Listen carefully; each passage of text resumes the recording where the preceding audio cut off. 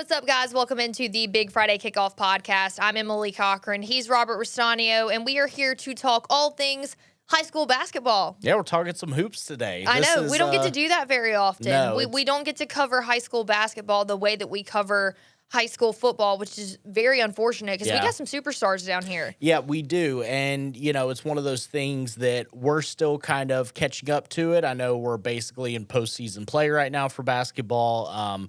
But, you know, football takes up almost a half of the year as far as our coverage and things like that goes. But, you know, not much going on in the football world. There are other high school sports that deserve some love. So we figured what better day to talk about basketball than first week of February. It's cold outside. So, you know, let's talk a little hoops. Yeah, I actually went out and covered a high school basketball game last night.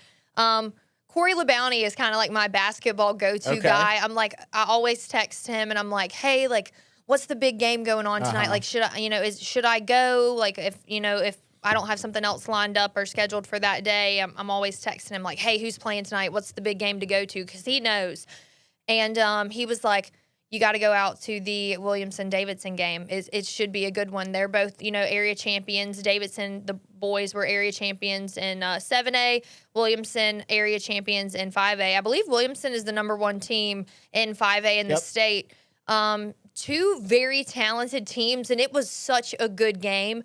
Corian Hawthorne Coleman is one of our former Player of the Week recipients, and that boy has grown since last time I saw him. I mean, I had not seen him in at least a year, and he was the first kid that I was looking for, a name that I recognized. And, I mean, I spotted him right away. He's grown. He's grown so much. He's a senior this year.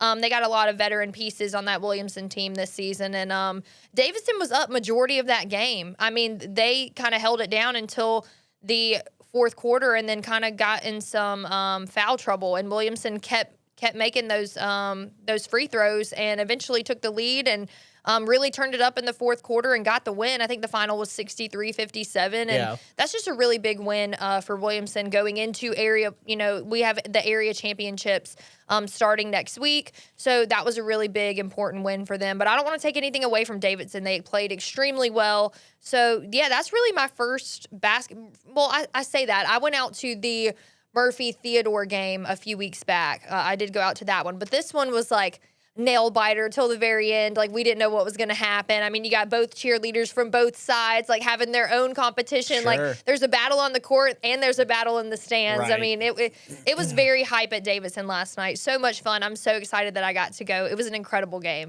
Yeah, and I think we'll talk about both those teams here as we run through sort of the area tournaments and who some of the best teams are in our area. So the way we're going to do this, we are recording this February 4th at about 6:30 p.m.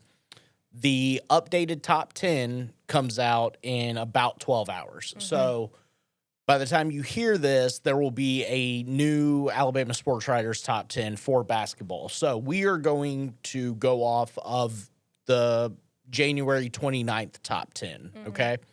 And I think what we're going to do is we're just going to highlight our local teams that are ranked in the top 10, and as we move through each classification, we'll mention the area tournament brackets, and just go 7A through 1A, and just kind of do it that way. So a lot of teams to mention. Yeah, a lot of teams to mention. So, and we're going to do boys and girls. Yes. Right? So, why don't we start off the top with 7A? We got Fairhope, who is 21-5 on the year. It's your alma mater, Robert. It is. They're really good. I saw a post kid I went to high school with earlier today. They've got some kid who made like 8 threes the other day or something like that. They basically beat everybody in the county by like 20 points. Oh goodness. Okay. So they've got a big one coming up in their area tournament. They get Robertsdale, I believe. They sure do. Yep. They get Robertsdale. Foley's got Daphne. Davidson's got Alma Bryant, and MGM has Baker. So Davidson's going to host Area 1, and then Fairhope will be hosting the area tournament for Area 2. So, I mean, we know that, I mean, as long as I've been here, Fairhope has always had a really good boys team. Same thing with Baker. Baker's another team that we've talked about year after year. But, I mean, Davidson also looks really, really good this season. So, I'm excited for these area championships. This is when we kind of get into postseason play. And it's a lot easier for us to cover things when teams start to get narrowed down. Yes. The player I wanted to mention, Alex Marcris, they beat Baldwin County in their final regular season game 70-50, put up 27 points and made 8 3-pointers. So I think if this is like other Fairhope teams in the past, this team can probably shoot pretty well. And I know Trey Gardner, the starting quarterback for Fairhope, is a very good player on the basketball team also.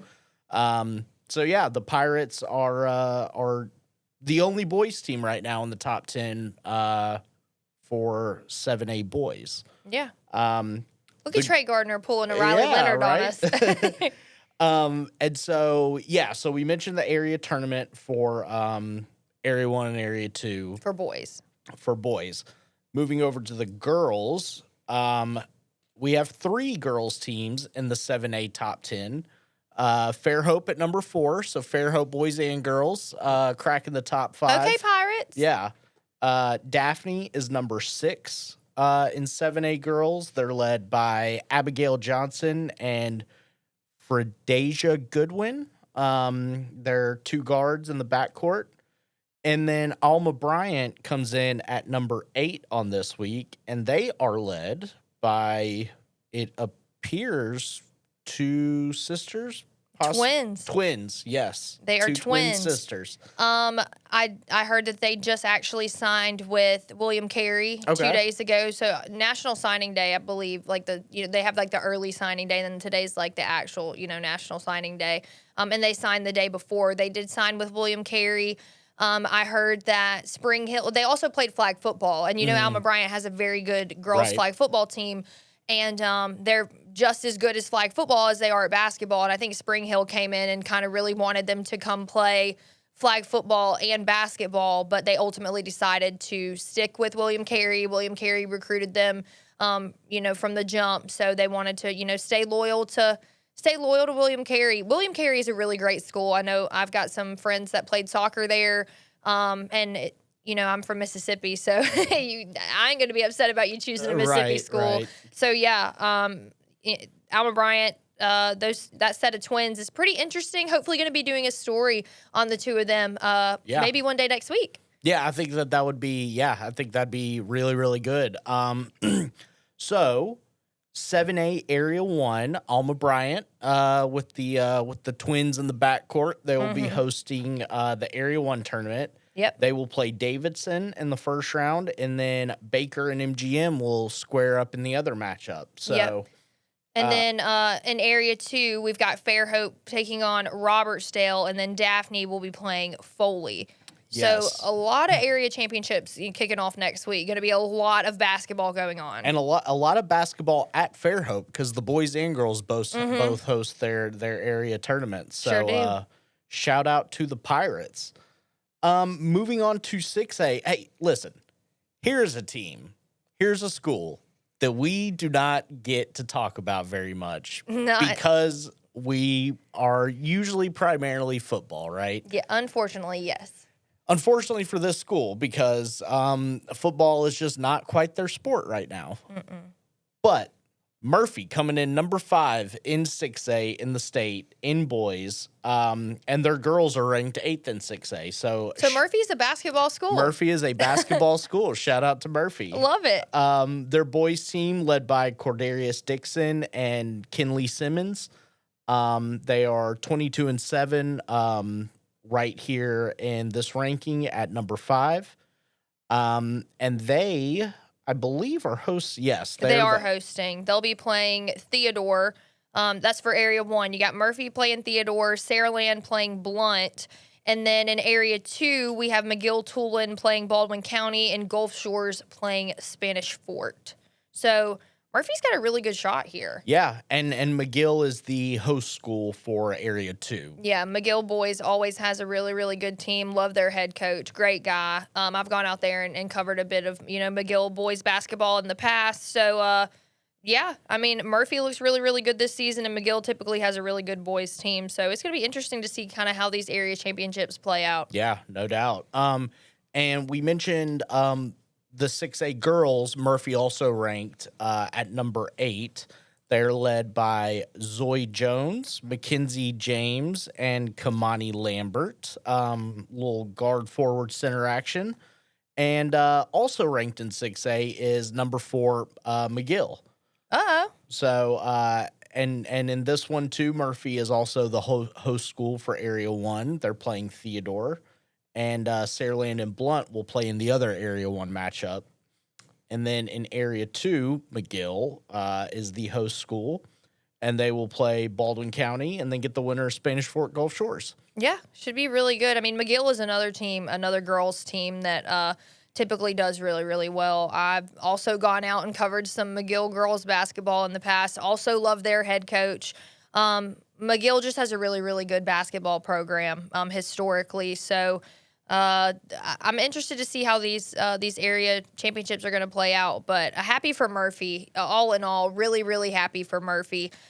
We could see a battle of the cannon between McGill and Murphy, on the hardwood. So that would be pretty cool to see because now with reclassification and stuff, a lot of these matchups, like this might be the last time, at least over the next 2 years, that we'll get to see some matchups like this with, public and private schools. So really just got to live up some of these matchups and enjoy them in the moment because we're not going to have them for a little bit. That's true. And I know Gulf Shores down in this Area 2 region, they're 17-12 overall, which is not bad at all. I believe they actually had received some votes in the Sports Writers poll for the girls.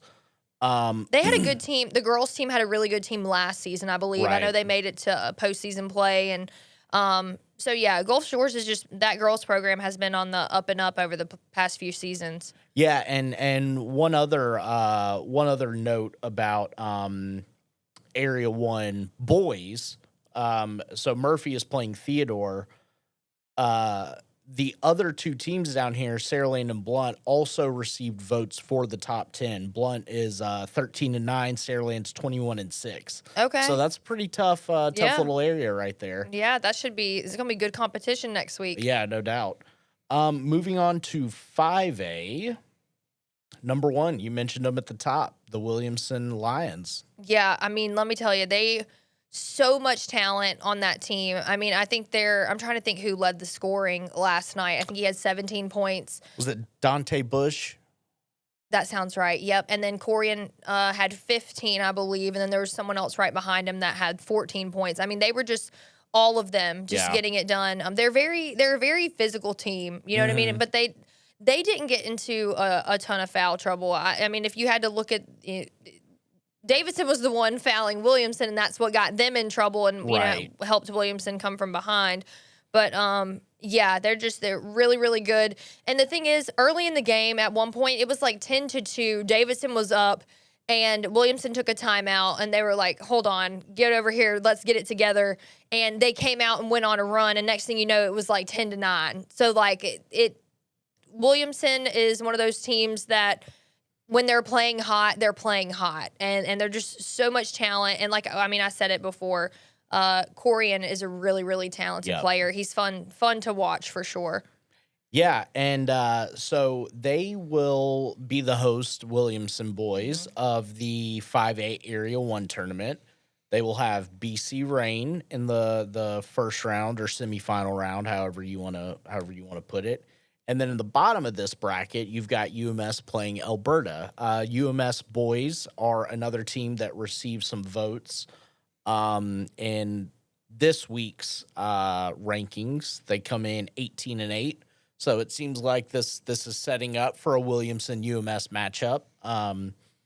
So that will be exciting. And I think Williamson and 5A, they're the only 5A team we got ranked across boys and girls. Which is kind of interesting. The 5A Area 2 boys, St. Paul's has a bye, So they will host this area tournament. They will get the winner of LaFleur Citronelle, who play in round one, and then the other matchup will be Viger and Faith Academy. A little bit, not quite the Viger that we're used to usually in basketball, right? No, I mean, when we're talking about Viger, we're usually talking about a team that makes it, to the postseason. That's right. Pretty far in the postseason. And same with LaFleur. I mean, they're basically in the play-in game, which is not a spot that, we're usually used to seeing them in. No, not at all. Not at all. It seems like Williamson is really the team to beat this season. Yeah, no doubt. So that is your 5A boys. Looking over at the 5A girls, UMS will host the Area 1 tournament, and this is the one that we're not quite sure about, right? Yeah, I mean, we got on the AHSAA website, and I looked to try and see, how this this area tournament is going to play out. And for Area 1, it just says at UMS. It doesn't really say... It doesn't have the matchups It doesn't have the matchups, who's playing who. Maybe there's, some more games that need to be played this week that would dictate. I wonder if there's some makeup games or something. I'm going to look at it here and see. Could be, but as far as Area 2 goes, it's also the St. Paul's girls that are hosting. You'll have Faith and Citronelle, and then the winner of Faith Citronelle will play St. Paul's in Area 2 5A girls. Yes. And then we've also got Viger at LaFleur. But Area 1 is still, I just know that it's at UMS. Yeah, so it looks like on UMS's schedule, they're playing Alberta. So I don't know why their tournament schedule wouldn't be in here yet. But that they're hosting Alberta, or playing Alberta. They're hosting the tournament. And then I guess that means Williamson and BC Rain will be playing in the other matchup. So I guess it's the same as the boys. That would make sense. A lot of these are the boys and the girl. It's very similar. Well, BC Rain their girls basketball doesn't have any updates to their schedule. So we may just have to figure out 5A at Area later 1, date. Area UMS. 1. See who's. We know UMS is hosting, so obviously they're playing. We just need to figure out who they're playing and who are the other two teams that will also be Yeah, playing. So yeah. Area 1, 5A girls, a bit of a mystery. Yes, so we'll get some more information on that. Right. 4A. Yeah, 4A boys. Fun. This is a team that we talk about. We talked about them last season. Jackson, the Aggies. And I don't know if this is true this season, but last season a lot of their football players were playing basketball as well. Did they win the state championship last year in 4A boys basketball? I believe so, yeah. And how cool would it be to see the football team go back-to-back state champions, and then if the boys basketball team went back-to-back state champions? Jackson is 20-1. Robert, tell me where they're ranked. Are they ranked? Oh yeah, they're ranked. They are the number 1 team in 4A. Okay, in the state. Yep. Love that. Love that. Let's talk a little bit about some of their. Well, I see a football player. You sure do. Right here. Talk a little bit about these players and some of their stats. So Joseph Taylor is their starting guard, leading scorer at almost 22 points a game, almost 4 steals a game. Kean Chapman, who we know pretty well from the football field, almost 12 points, almost 10 rebounds. Mm-hmm. He's their starting big man. And then they got a kid named Roderick Hamilton, who's averaging just over 13 points a game. And they've got, when you go down their roster, it's a lot of it's a lot of their basketball players too are also on this team. Not Landon Duckworth this year, obviously, because he's already at South Carolina. Yes, yeah, but he was certainly on their team last season. Definitely going to be, cheering them on from South Carolina, That's right. hoping those guys get to go back to back. That would just be, an awesome experience for these guys. You get 2 state championships last year, you get 2 state championships this year. Their hands are going to be full of rings. And everyone except one player is a senior on the team. Oh, goodness. So if there's a year to, go back to back, it's this season. Their starting point guard is Quell Armstrong, who was one of their starting cornerbacks on the football team. And another one of their big men, Donovan Bozeman, he is another pretty key contributor for their team, just under 7 points, just under 8 rebounds. So, and I believe Bozeman was on our all-region team, if I remember correctly, or he was an honorable mention. So I recognize the name. yes, Jackson, they're rolling, it seems like, this season, and they will host the Area 2 tournament, and they will get the winner of Escambia County and W.S. Neal. Escambia County, also a top 10 team, boys in 4A. They come in ranked number 9, led by Cleo Bowler, who was definitely on our all-region teams. He was kind of a do-it-all player for the Blue Devils football team, and turns out he's a pretty dang good basketball player too. Just under 24 points per game, 7 rebounds, 5 assists, 3 steals a game. So, it's looking like Escambia County and Jackson for the area championship down there. You know what Nick Saban always says? He loves a dual sport athlete. Yeah. So I think that college coaches love to see guys like this that play, football and basketball, or football and baseball, or football and track, whatever it might be. They love when players are involved in multiple sports. It just shows, number one, you're very talented, you're athletic, and also the way that you manage your time and find a balance, and you're dedicated to your craft. So shout out to these guys that are playing football all fall long, and then we get into winter and they're deep into basketball. So shout out to those guys that are playing both sports. Yeah, and then in the other side, we have another ranked team in boys 4A. We do. Number 2 team in the state, the Orange Beach Makos.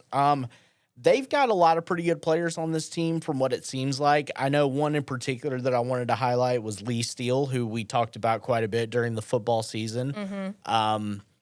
He was a guy that almost made our all-region team. I had him in there for a while at the tight end spot, and then it's weird. He's 6'6", 6'7", and they almost played him more at receiver than they did tight end, which just shows how versatile of an athlete he is. Yeah.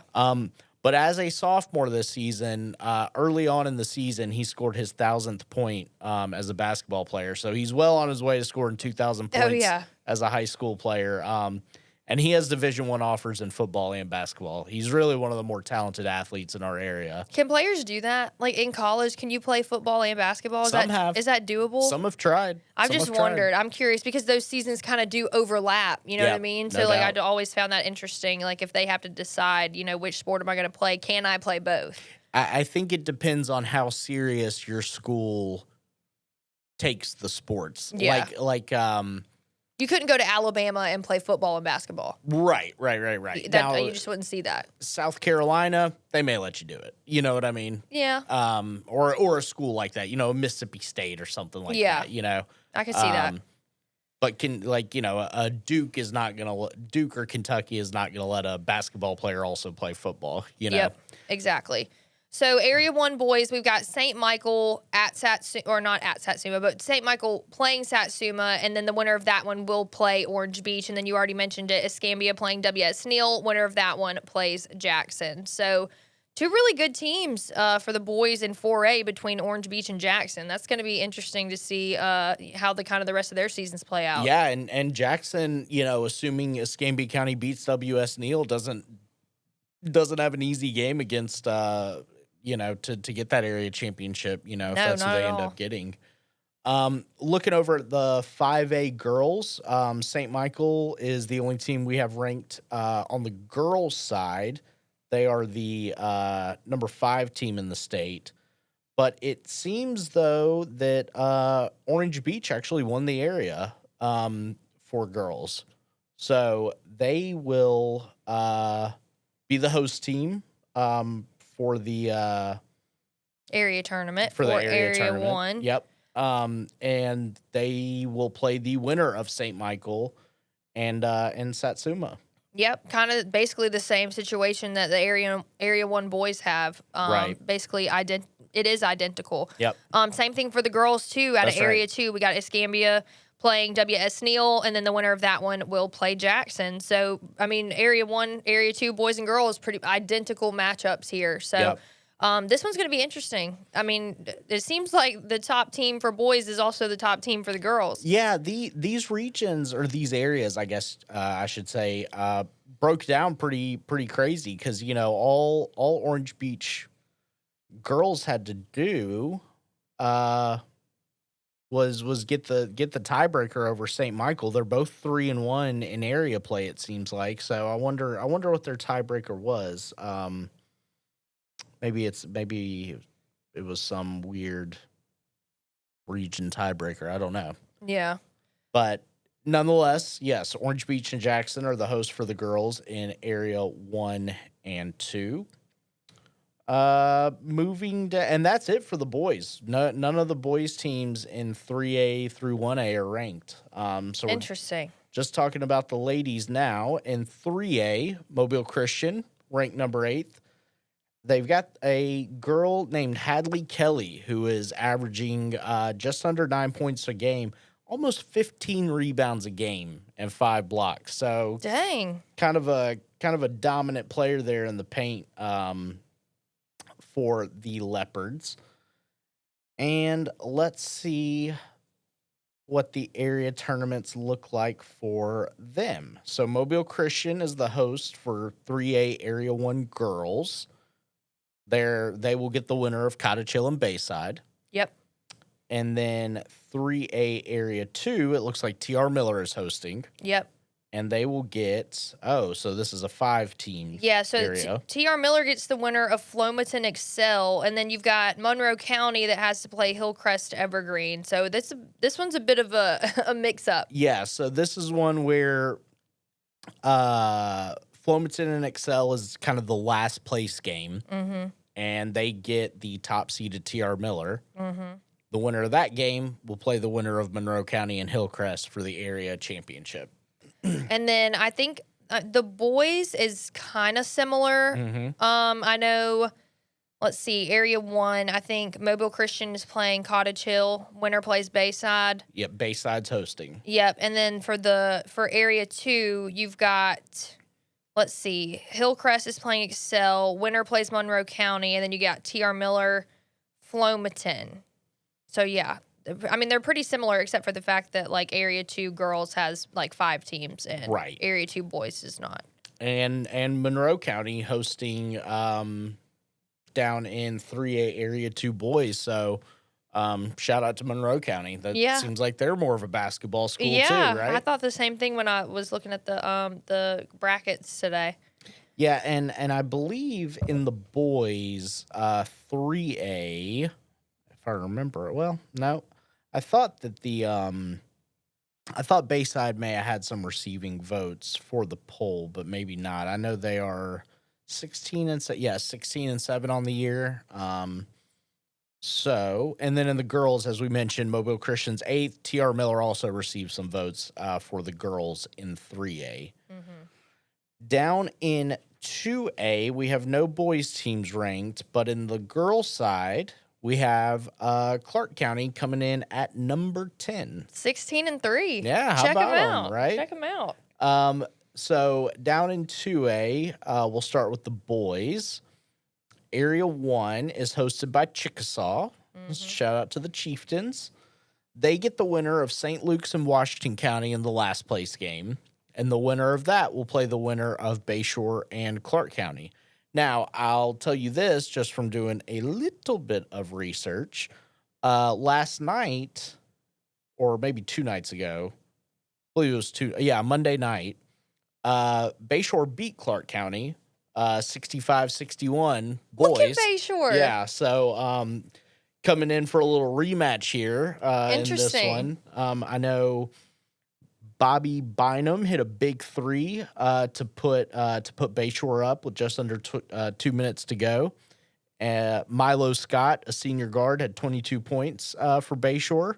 So a little bit of a rematch here going on in the first round of the area tournament. We got some action in 2A boys basketball. Yeah, You'd love to see it. You love to see it. Way to go, Bayshore. Love that. And then I guess Area 2 isn't really... It's not our area. It's not really our area, right? No. And once you get down to some of the smaller schools, it's basically just the teams that we have are all Area 1. Right.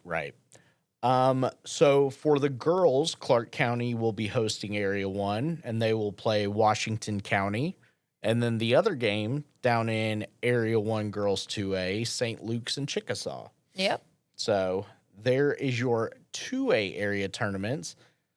And 1A also, we do not have any teams ranked for the girls or boys. And nobody received any votes either in the latest area poll. That's okay. Yeah, hey, we don't need your votes. You don't need the votes. It's all about postseason, right? It is. Honestly, and it's like that for any sport. Yes. Once you get into the postseason, anything can happen. It's really just all about getting there. And some teams get hot at just the right time. You never know what could happen once we get to postseason play. That's right.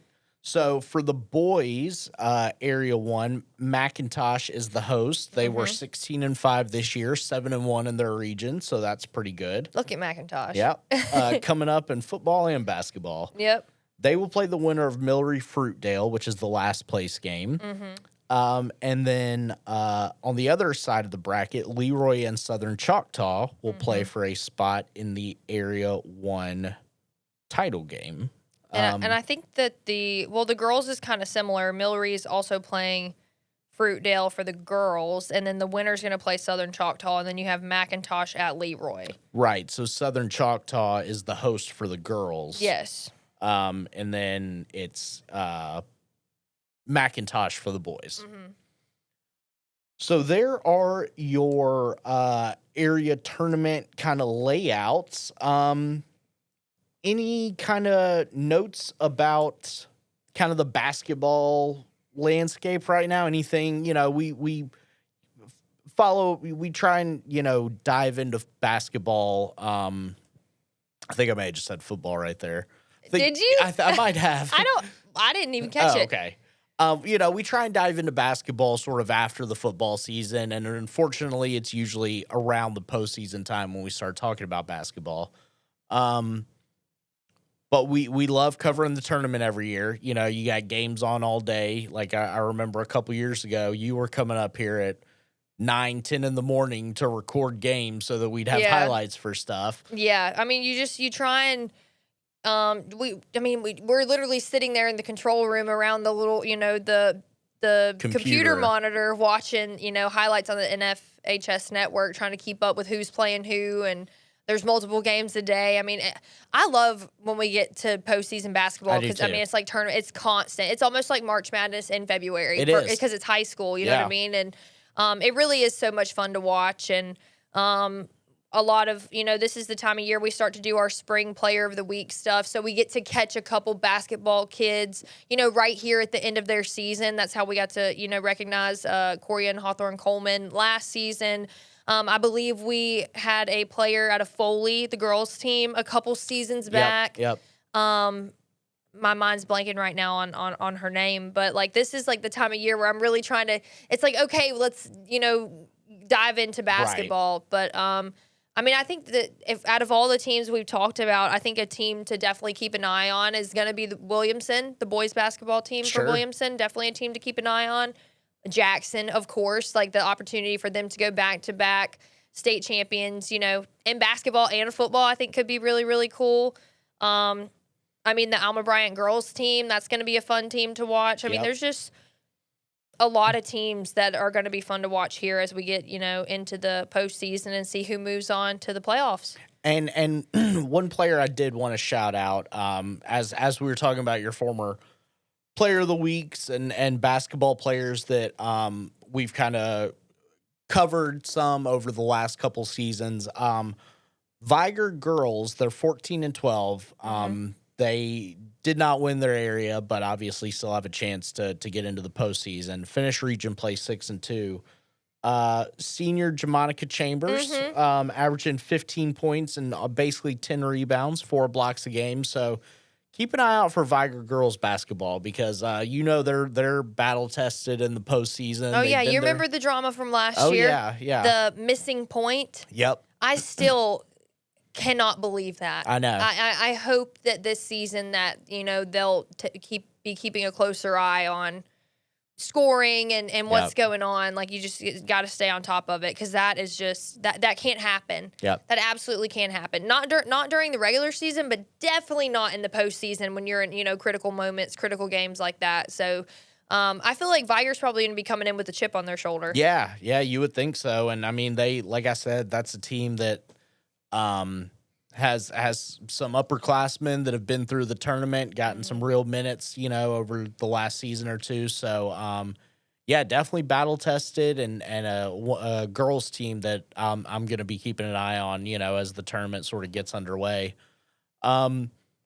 Anything else we wanted to talk about this week, Emily? I think basketball was our main focus, but any? Yeah, I mean, I know today was National Signing Day. We had a lot of players across the Alabama Gulf Coast, across our area in general, that signed to play whatever sport at the next level. I just want to say congratulations to you, ladies and gentlemen.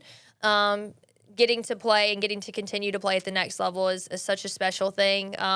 I made the decision to play at a junior college, for 2 more years.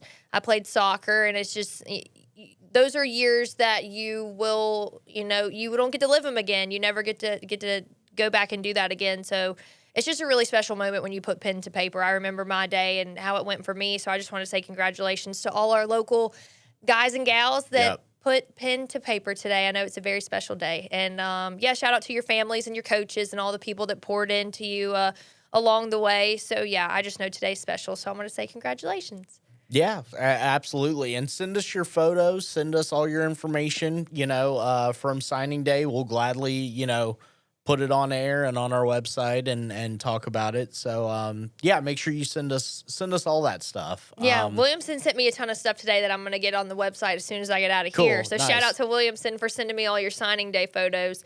They're just fun to watch. Yeah. They're fun to just see the reaction of everybody on a day like this. So like Robert said, send us your photos. Yeah, send us everything you got. And as basketball season heats up, stay on top of us about the players that we need to be keeping an eye on, players that could be player of the week. Please nominate. Send us stats. If you have if you take a video with your phone of a big play that they had that night, I mean, the more content that we have that I can use to highlight these players, the better. Because, I mean, I can't be in every place at once. Someone told me today that I'm not ESPN, I'm just E. Yeah. So, I mean, that is absolutely true. So, and I want to highlight each and every one of you. So, if I can do that, I just need you to help me. Send me some photos, send me stats, send me video. And if you send it to me, I'll get it on air or online one way or another. I can promise you that. Yep, there you go. All right, well, I think that does it for this week. Not totally sure what we're going to do next week. We're kind of trying to get creative with this show as we exit football season and start moving into the winter and spring sports. So we will certainly come up with some good local high school sports content. Also waiting to see kind of how, I mean, I know the private schools and stuff are continuing to have meetings, continuing to meet with the HSAA. I know the lieutenant governor and I know that the politicians are getting involved. So it's only going to get more interesting from here. I'm going to sit down and talk with UMS Wright head coach Sam Williams tomorrow to just kind of get a better idea of what is exactly going on. He's a former head coach at Brandon High School in Mississippi, and I think Mississippi has, their private schools and public schools are split. So just to get a better idea of what this looks like and how it works, because, I mean, he coached at Brandon for however many years, and so he knows, how they do it in Mississippi. So going to get some more insight to what exactly is going on. I know we're going to wait to see kind of how these meetings play out, and then hopefully we'll get to share some of your schedules. Who's playing who are going to be some matchups we're going to have to keep an eye on in the 2026-2027 season. Yeah, we're already starting to see some schedules, and I'm liking what I'm seeing. So. I already saw one about Saraland and MGM, and that's interesting. So I could see that there's going to be a lot of really cool matchups next season. No doubt. But who knows what's going to happen? Definitely something to keep an eye on. But thank you so much for listening to us here on the Big Friday Kickoff Podcast. I'm Emily Cochran. He's Robert Ristaneo. We will see you next week.